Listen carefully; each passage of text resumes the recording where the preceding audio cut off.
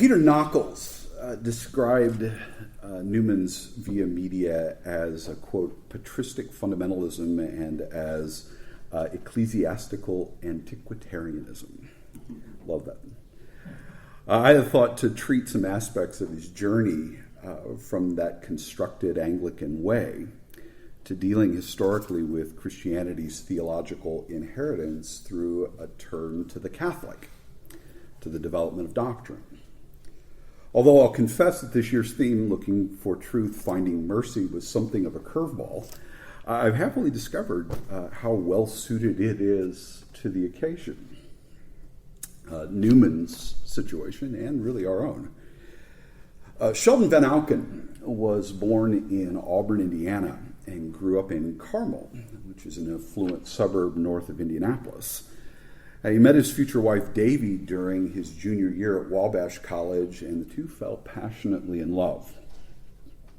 Initially, both were agnostic, and they termed their love the, quote, shining barrier. It was a kind of immanentized eschatological space, sequestered both from God and from the world. But coming under the influence of Christian friends while at Oxford, Davy became a devout Christian. Motivated more by love of his wife than by love of God, Sheldon reluctantly followed her into the church, and this commenced a years-long renegotiation of their love before God. Sadly, after 17 years of marriage, Davy died of a virus that attacked her liver. The desolation amid lost love might have overwhelmed Sheldon Van Auken had it not been for his friend C.S. Lewis. Lewis gave him important theological language to conceptualize his grief. He called her death and his pain a severe mercy. The death of his beloved wife would be, as in Lewis's words, the pains of childbirth, as travail wherein Christ would be fully born in him. The death of love, a possessive pagan love, as he called it, mercifully would be replaced eventually by a properly ordered love, both of God and of Davy in God. Lewis's concept of the severe mercy, of redemptive suffering and sanctified love, well captures what I think is the final journey of Newman's Anglican sojourn into the Catholic faith. I'd like to explore the death of his Via Media, the collapse of Newman's shining barrier against Rome, as it was made manifest in the severe interrogations of Hurrell, Froude, and Benjamin Harrison. Newman's most durable, most creative theological insights were forged in the fires of debate. To borrow nomenclature from the world of boxing, Newman was a counterpuncher as opposed to a swarmer or a slugger. Close attention to his subtle adjustments of idea and expression under sustained interrogation are critical, therefore, if we are to appreciate Newman's theological genius.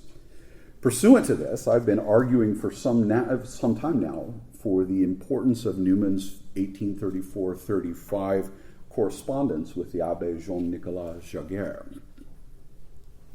It is well known that this correspondence formed the basis of his lectures on Romanism, delivered orally in Adam de Brom Chapel of St. Mary the Virgin in the summer of 1836. These then saw publication in the 1837 lectures on the Prophetical Office of the Church. Now, without retracing the whole course of that story, I'll briefly comment on what I judge to be the most important result of that epistolary debate with Jager. The two men framed their argument around the John Jebb, Alexander Knox thesis that the Church of England was equally separated from Roman Catholics and from the other communities who had renounced the domination of the Pope. That idea that Anglicanism was neither Protestant nor Catholic, but its own separate thing, really isn't Newman's invention. It goes back to Knox and Jebb and back before that even. But the two, Newman and Jager, quickly came to a more specific contention regarding the proper relationship between Scripture, tradition, and the teaching authority of the Church. As a post-Tridentine Catholic, Jager argued for an undifferentiated synchronic understanding of church authority.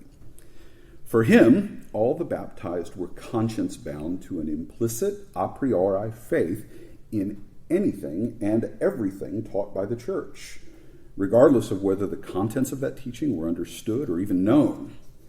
Such was implicit in one's baptismal confession of belief in the Holy Catholic Church. And to think otherwise would be tantamount to throwing each individual more or less ungoverned on a quest for his faith in Scripture and in the voluminous writings of the Fathers, i.e., Protestant private judgment. On Newman's view, this configuration of the fides implicita vacated the role of conscience, obscured the interpersonal agency of Christian discipleship, and reduced the baptized to passive automata. He responded then by falling back on a formula drawn from the 39 Articles and expounded by Edward Hawkins in the dissertation upon the use and importance of unauthoritative tradition, something that Newman encountered early after he began at Oriel. Holy Scripture containeth all things necessary to salvation, so that whatsoever is not read therein, nor may be proved thereby, is to be required of any man, that it should be believed as an article of faith or thought requisite or necessary to salvation. So says Article 6. But what of those unauthoritative traditions, more or less taught as normative by the various churches? Well, here Newman invoked a distinction, one first introduced by Vincent of Laurent. The apostles and prophets occupied different offices. The resulting difference between the authoritative teaching of the apostles and the more speculative, less definitive teaching of the prophets implied a difference between fundamental and non-fundamental doctrine. Though fundamental doctrine was often learned immediately from the apostles and their successor bishops, it was provable by the Scriptures and so required explicit assent as a basis for baptism and admission to communion. Critically, Newman isolated his apostolic tradition to the Apostles' Creed, a rule of faith affirmed immediately prior to the reception of baptism. On the other hand, the teaching of the prophets and their theologian successors, St. Vincent called them doctors and, ironically, tractators. These appeared as a much broader body of non-fundamental teaching, one that contained all the historical developments of those fundamental doctrines. Newman began calling this latter teaching the prophetical tradition. As he explained it, the prophetical tradition differed from apostolic tradition by the manner in which it was commended to the church. Whereas apostolic doctrine manifested as a collection of definite articles passing from hand to hand, rehearsed and confessed at baptism and committed and received from bishop to bishop, prophetic teaching was more expansive, less definite, and therefore of a differentiated and variegated authority. As Newman argued, the church was susceptible of mistakes when it came to these non-fundamental teachings, and she might even be set right by her charismatically endowed children, and doing this without diminishing either her teaching prerogatives or their duty to receive her teachings, even the non-authoritative teachings, with appropriate deference. Newman's second letter to Jager was not his first invocation of the prophetical tradition. Neither was it the first time he distinguished between the prophetical tradition and apostolic or episcopal tradition. Pride of place here is reserved for a private letter to Hurrell Froude on the 20th of July in 1835, less than a week before his letter to Jager. Newman and Froude had, of course, been in constant contact throughout the letter's struggle to find relief from tuberculosis at Dartington. Given his sympathies to what he called the Latin Church, Froude was an ideal sparring partner as Newman composed his responses to Jager. Their private correspondence, then, I think, is of inestimable importance for the way it forced Newman to follow the logical progression from his reclaimed prophetical office to the development of doctrine. Upon reading Newman's first letter to Jager, the assertion that Scripture was both the rule of faith and the sole authority in fundamentals, Froude denounced Newman's thinking as a mutilated edition of Bible Christianity that lacked both the breadth and axiomatic character of the original. Nice retort. Froude denied the present-day infallibility of the Church as readily as Newman, but he also maintained that an infallible tradition did one time exist. From this, Froude reasoned that where it had been faithfully transmitted, tradition might be thought of as, quote, binding on men's consciences as the written word of Scripture itself.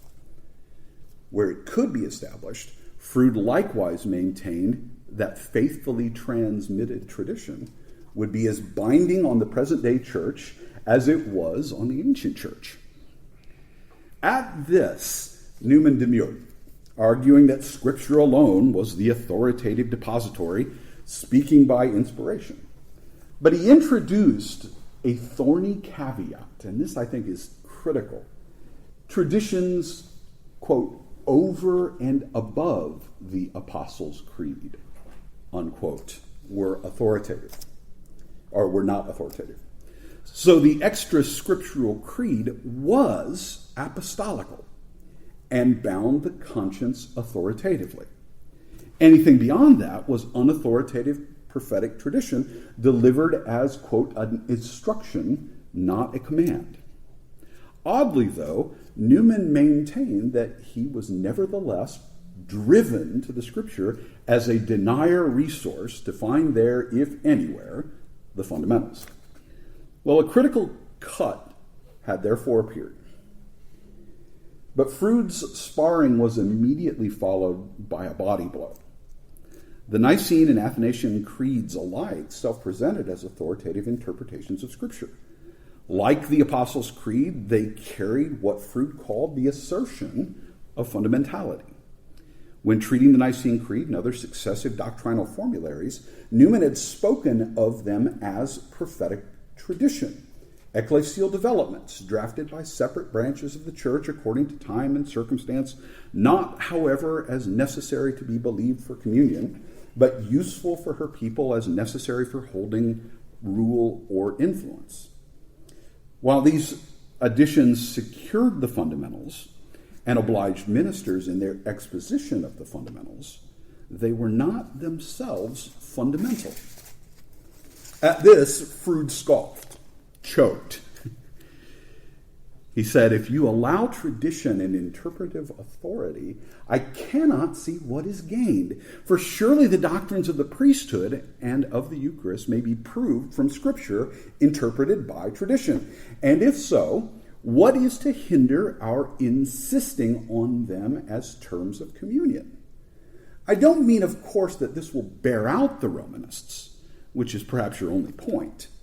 But it certainly would bear out our party in excommunicating the Protestants. Perhaps ironically, Newman's response to Jager was almost precisely the inverse of the case he was then prosecuting against Wren, Dixon, Hampton at almost exactly the same moment. There, Newman insisted on the duty of strict subscription to the 39 Articles over against the Hebdomadal Board's more relaxed declaration of conformity. With Jager, however, he was a little bit more pliable when it came to the authority of church formularies. Froude noted the obvious dissonance. While Newman's case with Jager might avail in one or two controversies with the Romanists, Froude complained, I cannot see what we owe our Protestant predecessors that should make us so very anxious to screw a sense out of all their dogma. Once Newman granted the apostolical or episcopal office had a right to discern and judge the truth or falsehood of developments proposed by the prophetical office, he was thereby committed to grant it something more than mere local and provisional authority. Froude's example of the Athanasian Creed is a particularly good example. given its clear insistence that whoever will be